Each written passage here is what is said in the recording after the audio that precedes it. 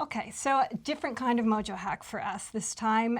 Basically how students can elevate their student work, but it's just a lot of things that came to mind that I thought, these would be really easy to correct, to elevate the work. But I just think there are a few things, probably. Yeah. Common feedback. Yeah, absolutely. So for me, you already know this because this is my pet hate, really, is when students do interviews and then they package up the story and they write the words, voice over the words to get them into this lovely, lovely interview that they've filmed really well and got good audio and things and asked the right questions.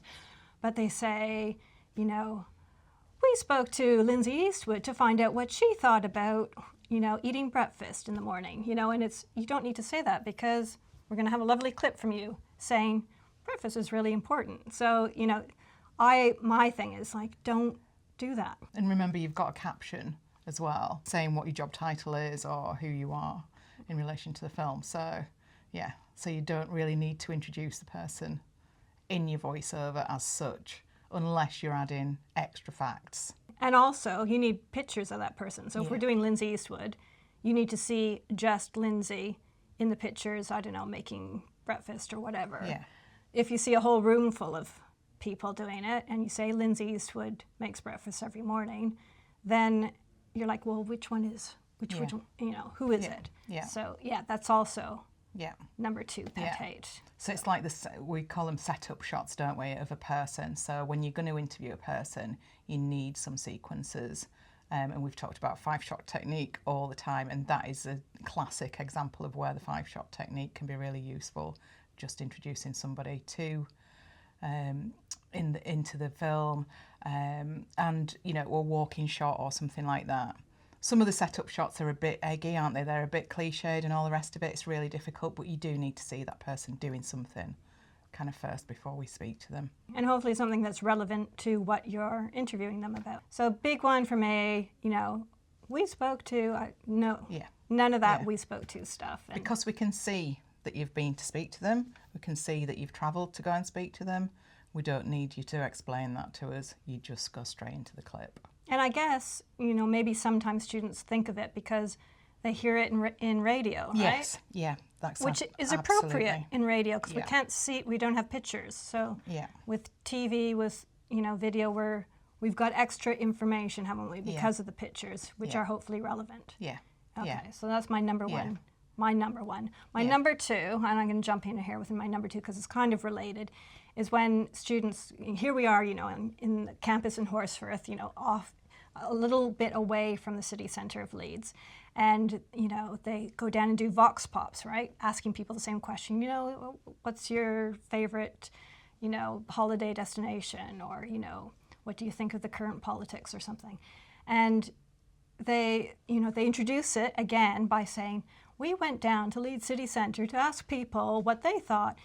First of all, like, you're just wasting all those seconds saying something that's irrelevant. It's going to make sense when we hear people give their opinion. But also, it's kind of like, well, it's not a big deal, you doing your job to actually go and speak to people. So don't give me a big sob story about, we went all the way down to Leeds City Centre. Do you know what I mean? Yeah, so I think just cut to the chase and, like, don't waste that precious time. And it's, every second counts in voiceover for TV because you can't get that much information into a package. So, do think more journalistically about getting more facts, getting more details into the package, instead of wasting words. So everything should be full of factual information and facts and statistics and things like that, and just extra information that people aren't saying in the interview clips. Yeah. Not overloading. Caveat, there's always a caveat, isn't there? But, just think about, making your words really meaningful in that voiceover. But also, I think that students tend to think that the best answers are going to be the ones that they've got lots of, like, facts. And those are really boring because it often takes people a long time to say what they want to say. And I always say, you can use that information, use that information, and rewrite it and say it yourself as a reporter, Absolutely.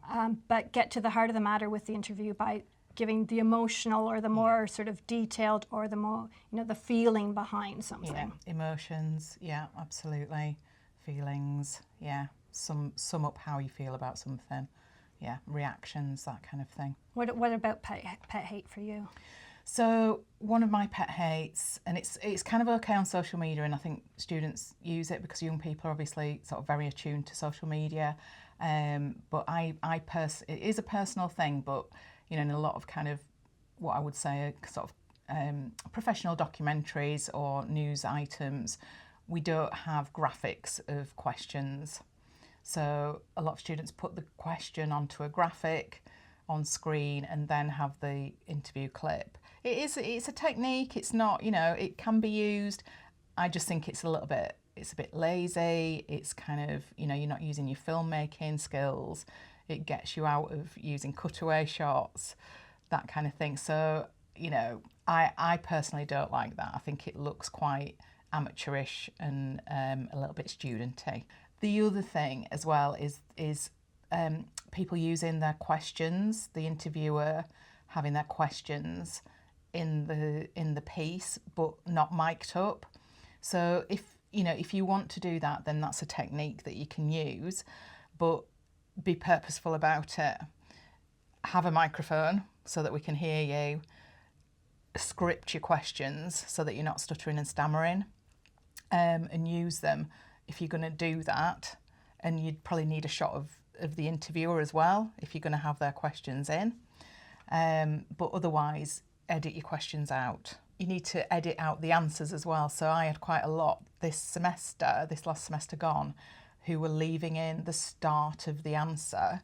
So they were editing the questions out, but then the interviewee would start the clip with something like, "Yes, definitely, I think that this, that and the other."